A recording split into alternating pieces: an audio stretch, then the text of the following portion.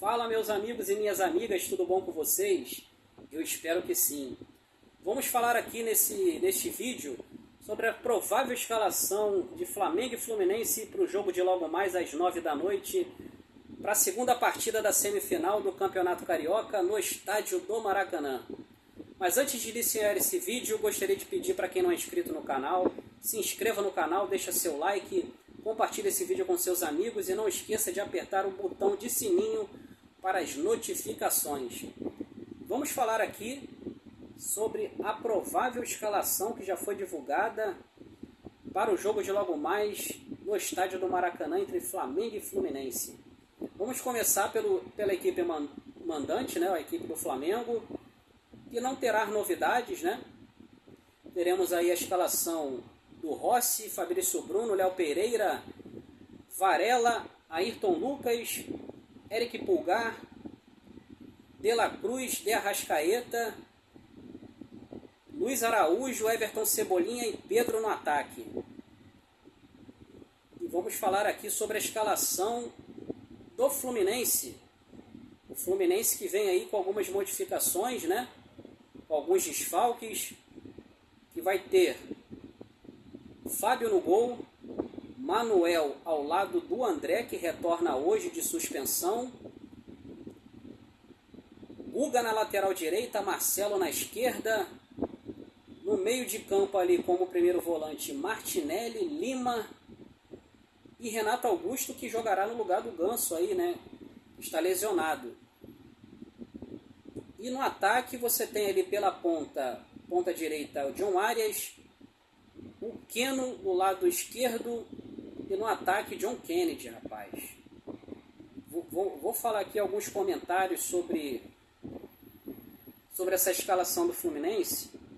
Eu acho que o Flamengo ganha muito com a recuada ali do André.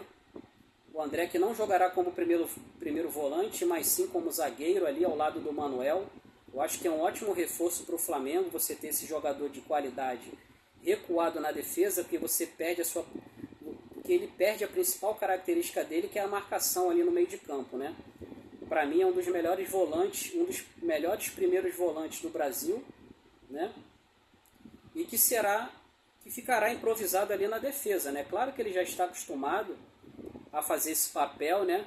Lembra muito o que o Rogério Ceni fazia na época com o Ilharão, né? O Ilharão, que era primeiro volante naquela equipe do Flamengo, e o Rogério Ceni fazia esse papel aí de colocar o Ilharão ali recuado ali como zagueiro, né? Para ter uma boa saída de bola, né? Então, o Rogério Ceni fez isso no Flamengo em 2020 e deu certo, deu muito certo, né? E o Diniz parece que vem fazendo o mesmo com o André. Por ele ter ali uma boa saída de bola, né? Por ter uma boa qualidade na saída de bola, assim como o Ilharão tinha no Flamengo. Então, pelo desfalque do Thiago Santos, que foi expulso na última partida, ele vai colocar ali o André improvisado, né? Nem sei se é a palavra correta dizer improvisado, porque o André já está mais do que acostumado a fazer essa função, mas sabemos que a principal virtude do André é jogando no meio ali como primeiro volante, que é a sua posição de origem, né?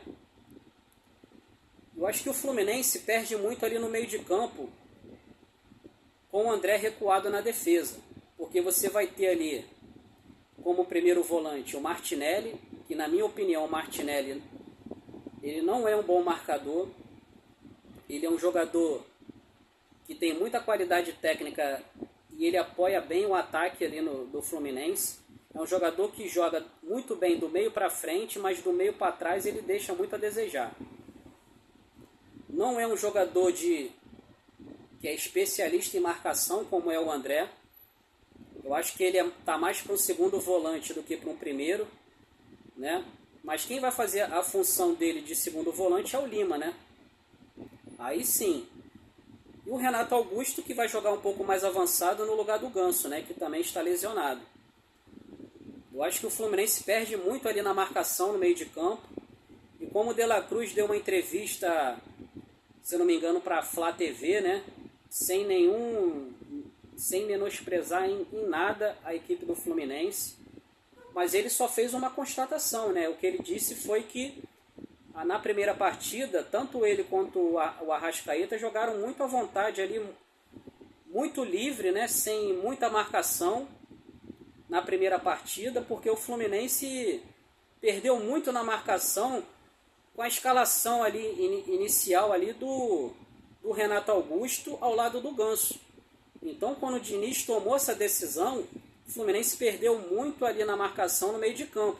E como o André estava suspenso na primeira partida, o Flamengo os meias do Flamengo jogaram muito à vontade.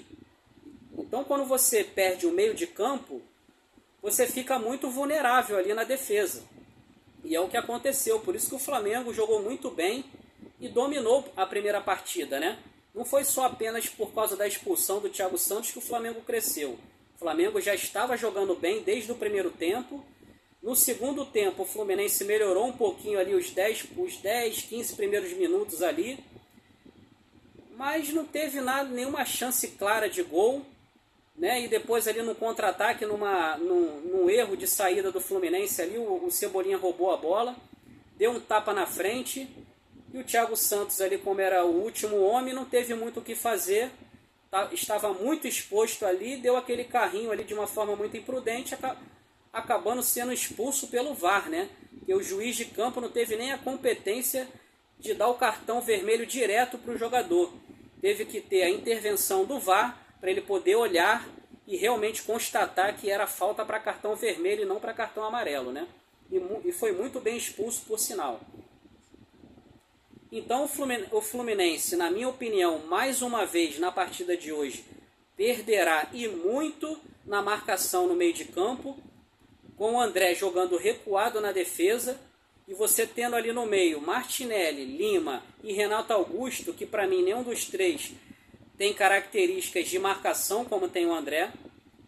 Acredito que o Flamengo vai ter bastante espaço ali no meio de campo, para poder ter tranquilidade para trabalhar a bola ali com o De La Cruz, Arrascaeta, na criação das jogadas. Então isso é um fator muito positivo para o Flamengo, né? E cá entre nós, né?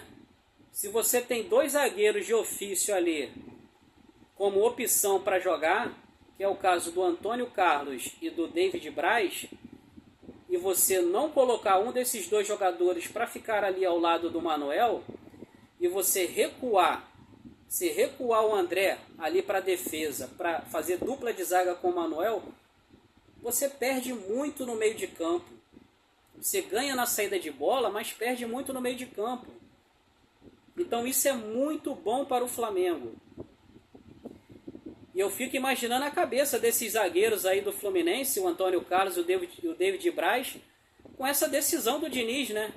De você ter dois zagueiros ali de ofício e você não colocar um dos dois e colocar o André, que é volante, primeiro volante, e recuá-lo para a zaga, né?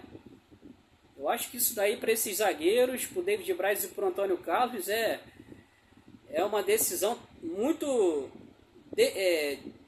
desmotivante, né? Muito frustrante ali para esses jogadores, né? Acho que o jogador se sente até desvalorizado, né, com uma decisão dessa. Mas enfim, para nós flamenguistas isso é ótimo. E mais uma vez o Diniz aí fica inventando escalações aí, né? E colocando jogadores improvisados em posições que não é a característica principal desse jogador, como é o caso do André. Então acho que é muito bom para o Flamengo. E na lateral esquerda, na minha opinião, o Marcelo é um bom jogador, é um ótimo jogador, né? Mas o Fluminense também, na minha opinião, perde muito na velocidade e na juventude. Que o Fluminense, se começasse o jogo com o Diogo Barbosa, daria muito mais trabalho ali no lado esquerdo, porque o Diogo Barbosa é muito mais novo, muito mais jovem, muito mais veloz do que o Marcelo. E o Fluminense, mais do que nunca, precisará de velocidade para poder reverter o resultado da primeira partida, né? Precisa vencer por 3 gols de diferença para poder se classificar direto sem ir para os pênaltis, né? Então o Diniz, pelo visto, ele está priorizando a qualidade técnica e a experiência do Marcelo e está abrindo mão ali da velocidade da juventude do Diogo Barbosa, que na minha opinião, para o Flamengo, é ótimo. É ótimo que você não vai ter muitas estocadas ali do Marcelo pela lateral esquerda, porque ele não é um jogador veloz. Claro que ele é um jogador muito técnico, mas o Fluminense perde muito na velocidade do lado esquerdo, né?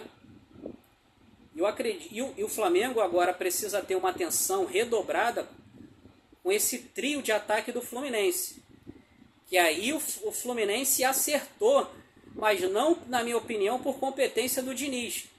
Eu sei que ele é um bom treinador, mas a entrada de início do John Kennedy no lugar do Cano, que ele só está escalando o John Kennedy porque o Cano não tem condições de jogo e está lesionado. Porque se o Cano tivesse com condições, ele insistiria no Cano, mesmo esse jogador não estar vivendo uma boa fase, né? Não está fazendo gols, não vem se movimentando muito bem. Mais uma vez, no segundo Fla-Flu, né? Tanto na Taça Guanabara quanto na primeira partida da semifinal, o Cano não viu nem a cor da bola, né? Parecia até que o Cano estava ali jogando de zagueiro, né? Nunca vi um atacante jogar na zaga, né? E o Cano estava mais jogando na defesa, tirando bolas ali atrás, do que estando lá na frente dando trabalho para a defesa do Flamengo, né? Então ele foi ali como se fosse um terceiro zagueiro ali no primeiro jogo da semifinal. O que o Cano tirou ali de bola no ataque do Flamengo parecia até um zagueiro, né, cara? Eu acho que ele encontrou uma nova função, uma nova posição para ele, né? Porque a fase tá tão ruim para ele que ele, até que como zagueiro, ele tá indo muito bem, né? Então, assim, o John Kennedy, o Fluminense ganha muito em velocidade, em qualidade técnica e na juventude. E é um jogador que vem vivendo uma ótima fase e que vai dar trabalho ali junto com, né, ao lado ali do John Arias e do Keno, que são jogadores também muito rápidos, né? É uma trinca ali de ataque que vai dar muito trabalho para essa linha de defesa do Flamengo. Então o Flamengo precisa ter uma atenção redobrada na partida de hoje, porque com a ausência do Cano, o Fluminense ganha muito ali no poder ofensivo com o John Kennedy, né? E é um jogador que a gente sabe que gosta de fazer gols contra o Flamengo, né, cara? Esse moleque gosta de fazer gols, já fez muitos gols contra o Flamengo, esse John Kennedy. Então o Flamengo precisa ter muita atenção com esse jogador, que ele está numa ótima fase, né? Então vamos aguardar e ficar aí na expectativa de um jogão de bola. Eu acho que o jogo vai ser muito aberto e o Flamengo precisa aproveitar os espaços que o Fluminense vai dar durante a partida, porque vai precisar reverter um placar de 2-0 contra, né? E o Flamengo, com a velocidade do Cebolinha e do Luiz Araújo ali pelas pontas, e o Pedro vivendo uma ótima fase, o Flamengo precisa aproveitar esses espaços que o Fluminense dará num contra-ataque para poder ampliar ainda mais essa vantagem. E o Flamengo dificilmente, com essa boa fase no ataque e na defesa, dificilmente o Flamengo do Tite passará em branco hoje e não fará pelo menos um gol ali, né? Então vamos torcer aí que os pés ali dos nossos atacantes estejam muito bem calibrados para que eles possam ali fazer 1, 2 gols ali e aproveitar essas oportunidades que o Fluminense vai dar na partida de hoje, que o Fluminense vai desesperado para tentar reverter o resultado, e o Flamengo precisa aproveitar esses contra-ataques, né? As jogadas pelas pontas ali, explorar a velocidade do Cebolinha, do Luiz Araújo, né? E joga no Pedro, que o Pedro está numa fase também. A gente está falando que o John Kennedy também está numa ótima fase, mas o Pedro também, vou te falar uma coisa, amigo. O nosso Pedro, se deixar, ele vai meter outro gol também. E o Pedro também é carrasco do Fluminense, né? Vamos torcer para que a lei do ex aconteça novamente, igual na semana passada. E gol do Pedro novamente. Vamos torcer para mais um gol aí, 2 gols do Pedro. E vamos aí torcer para essa classificação na final do Campeonato Carioca. Beleza, pessoal? E eu vou ficando por aqui. Para aqueles que não são inscritos no canal, se inscreva no canal, deixa seu like, compartilhe esse vídeo com seus amigos e não esqueça de apertar o botão do sininho para as notificações. Beleza, pessoal? Um grande abraço para todos vocês, fiquem com Deus, bom jogo mais tarde e um bom final de semana. Fui!